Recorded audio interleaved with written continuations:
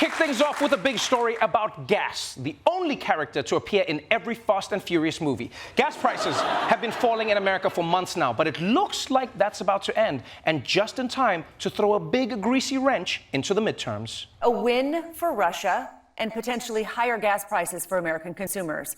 The OPEC Plus alliance of oil-producing countries announcing deep cuts in production to boost prices for their members, including Russia and Saudi Arabia. Growing concerns about the future of gas prices in the U.S. We could see an increase in prices by the end of this month, just in time for midterm elections. The worst possible timing for President Biden. This comes just 3 months after the president visited Saudi Arabia, the biggest player in OPEC. Biden fist-bumped MBS and asked him to increase oil production. Instead, Saudi Arabia did the opposite.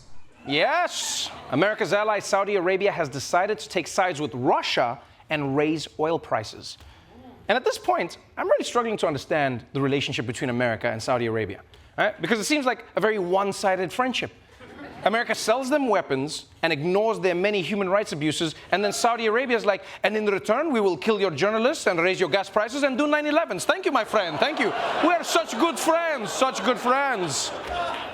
But I guess that's the power you have when you're in control of all the energy, right? I mean, America can't even threaten the Saudis. What's Biden going to say? If you raise the prices, we'll fly over there and bomb the shit out of you. If you could just lend us some gas and fill up our jets, that'll be great. We can't get there. And whether you're a Democrat or a Republican, you have to admit that this is not a good look for Biden. Because think about it, he had to fly all the way across the world to fist bump the crown prince. And in exchange, he gets a pie in his face. Honestly, sometimes I feel like the Saudis are just pranking American presidents, you know? Yeah, like you remember how they were with Trump? They were like, here, do this sword dance. Dance with the sword. Dance. Now, put your hands on the glowing orb. Oh my God, he's doing it, guys. He's doing it. He's doing it. Americans are so thirsty. Now, if we had time, we could talk more about how Saudi Arabia could be raising gas prices right before the midterms to punish Biden for running his mouth. Or we could talk about how America has painted itself into this corner by pushing both Venezuela and Iran so far out of the world economy that they can't help stabilize world oil prices. We could even talk about how gasoline comes from dinosaurs, which is crazy. But we don't have the time to talk about any of that because while Saudi Arabia is coming for your wallets, drug dealers are coming for your kids. Urgent Halloween warning. Rainbow fentanyl. This is every parent's worst nightmare. In New York City, 15,000 rainbow fentanyl pills seized from a car just days ago, many of them found in this yellow Lego box. The DEA calling rainbow fentanyl a deliberate effort by drug traffickers to drive addiction among kids and young adults.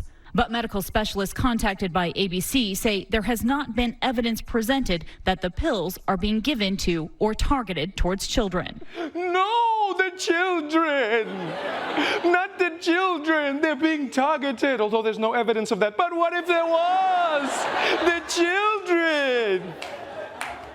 What is it about American news that every year they find a new story to scare parents about Halloween? Every single year in this country. Oh, they're going to put razor blades in the candy. They're going to poison the candy. They're going to switch out the real candy for weed. It's almost like every single October, the news is like, well, this Halloween, we're going to go as a gullible grandma who believes everything she reads on Facebook. Yeah. I heard that if your hand is bigger than your face, you have cancer. What are you doing? People need to stop fear-mongering. All right, the worst thing anyone gives to kids on Halloween is like a Mounds bar. That's it. Yeah, those things are so bad. Even the company that makes them is like, well, let's just name it after a big pile of dirt. Why not? Because let's play along with this logic. Let's play along. What are you saying? You're saying that drug dealers are trying to get little children addicted to drugs? So then what? They can use the millions they've made from the tooth fairy to keep the drug business alive? Huh? Drug dealers want customers, not dependents.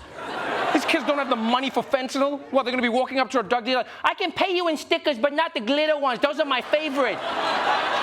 And don't cut that shit like the last time, Marty. I want the pure stuff. Stop fear-mongering.